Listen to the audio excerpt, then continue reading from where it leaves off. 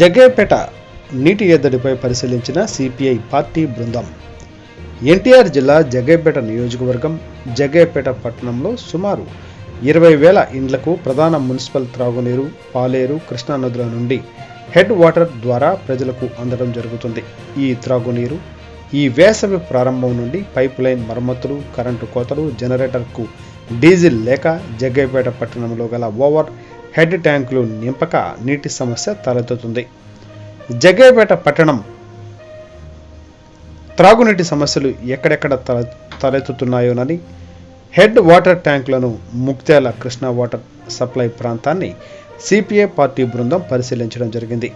ఈ సందర్భంగా సిపిఐ పట్టణ కార్యదర్శి జూనబోయిన శ్రీనివాసరావు మీడియాతో మాట్లాడుతూ జగ్గయ్యపేట పట్టణానికి గతంలో 2 పూటల మున్సిపల్ త్రాగునీరు అందిస్తుందని, ప్రస్తుతం 1 పూట మాత్రమే అరగంట నుండి గంటలోపు మాత్రమే త్రాగునీరుని మున్సిపల్ వారు ప్రజలకు సప్లై చేస్తున్నారని ఆయన అన్నారు.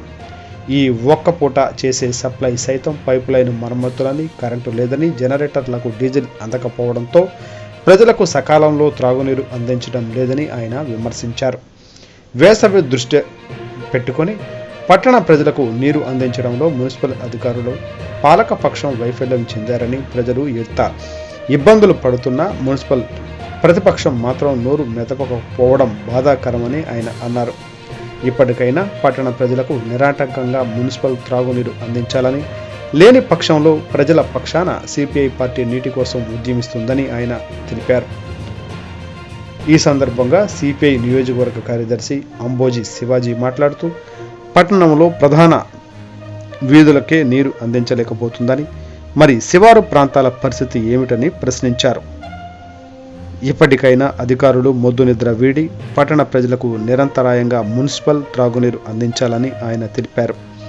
ఈ కార్యక్రమంలో సిపిఐ పట్టణ నాయకులు మెటికల శ్రీనివాసరావు తదితరులు పాల్గొన్నారు. గంట 2 గంటలు కూడా నీటి సప్లై రావడం లేదు కాబట్టి అధికారులు మొద్దు నిద్ర వీడి నీటి సరఫరా విషయంలో సరైన శ్రద్ధ పెట్టాలని, లేకపోతే భారత కమ్యూనిస్ట్ పార్టీ ప్రజా సమస్యల గురించి పెద్ద ఎత్తున పోరాడుతుంది. ఎట్టి పరిస్థితుల్లో కూడా ఉపేక్షించే పర్లేదు. మీరు మొత్తం విడండి.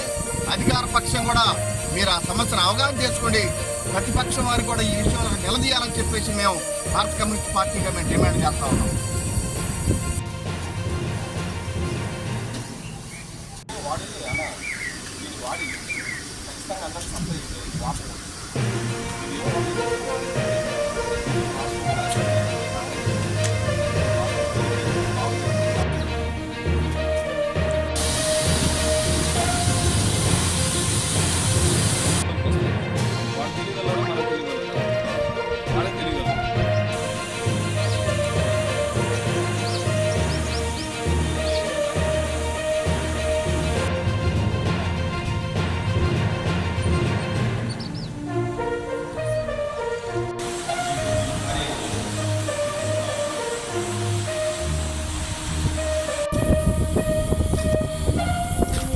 జగ్గయ్యపేట పట్టణ నీటి సమస్య మీద భారత కమ్యూనిస్ట్ పార్టీ ఆధ్వర్యంలో మేము పరిశీలించాము.